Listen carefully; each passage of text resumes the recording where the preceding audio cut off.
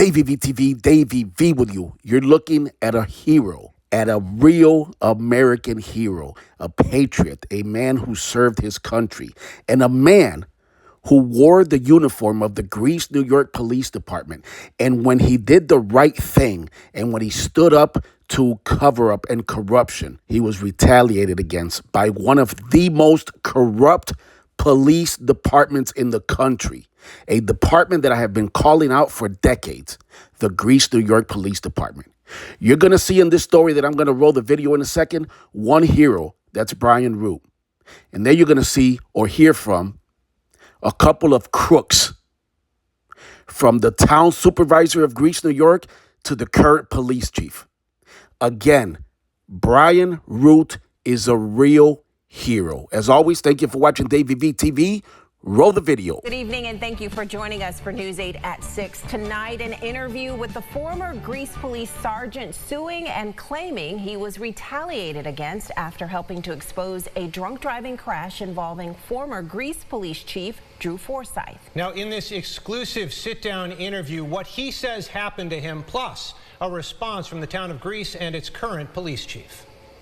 Joining the Marines, serving tours in Iraq and Afghanistan, and ultimately signing on with the Greece Police Department. All of it, Bryan Root says, can be linked to his family's commitment to public service through a volunteer fire department.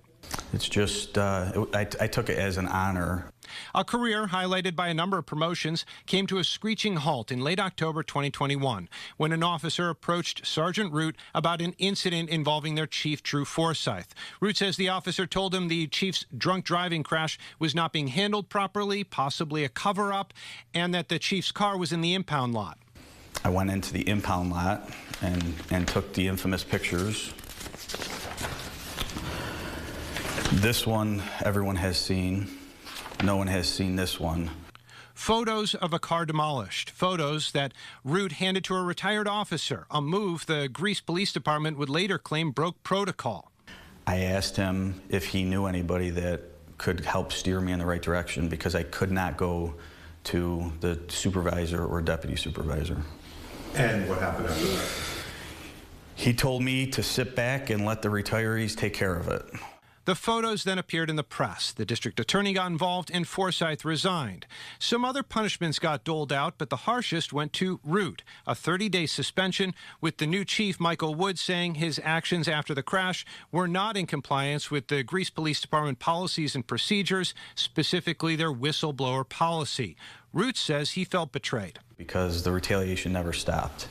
I felt immediately betrayed by my town administration. Root says over the next year and a half, he was passed over for promotion time and again, despite at least one glowing review by his supervisor. Then came an anonymous complaint that claimed Root was spending time at his Greece home while on duty. The department pulled data from his police car and showed it to Root during a meeting. I'll be the first one to admit when they showed me the data at the end. Yeah, absolutely, maybe a couple of those days could be viewed as a little excessive. Though Root argued he went home for his lunch break and often did paperwork there, the department determined the practice was egregious enough to warrant another suspension. I almost laughed because one of the deputy chiefs who was doing the interview lived in an adjacent neighborhood and would go home all the time. In my career, it had never been an issue, so I was shocked that they were treating it like this. A few months later, Root resigned and started to look for another job at another police department. But he would soon find out that was impossible. The chief accused Root of misconduct to a state agency. The state agency then decertified Root, meaning he could no longer work as a police officer in the state of New York. The emotions, Root says, nothing like anything he had ever experienced. Everything you can imagine. What bothered me the most is my children riding in the truck with me and seeing me worked up. I need a minute. And 10 and 13 years old saying, "Dad, why don't you just quit? Go do so many other things. You shouldn't have to be like this." But Root says he doesn't want anything else, which is why he's now suing to get recertified so he can be a cop again. In response to this attempt, Chief Wood told News 8 in a statement, quote, "It is a great honor and privilege to wear the uniform of a police officer in the community. That honor is entrusted only to those men and women who are dedicated to upholding the law and service to our community. Not everyone is up to that high standard." In his own statement, Greasetown Supervisor Bill Rylick applauded Wood and his officers for, quote, "distancing themselves from those that were not up to the job of being a GPD officer and decided to turn to the courts."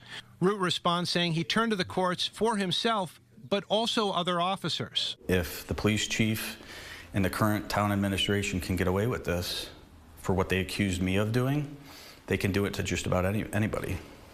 So Root's lawsuit is currently moving through the court system. Meanwhile, he's being deposed in another case also linked to the Forsyth crash, with the town filing a motion to compel him to answer the questions and not plead the fifth. We're going to follow that. And soon, we're also going to look into the concerns over the state process that led to Root's decertification.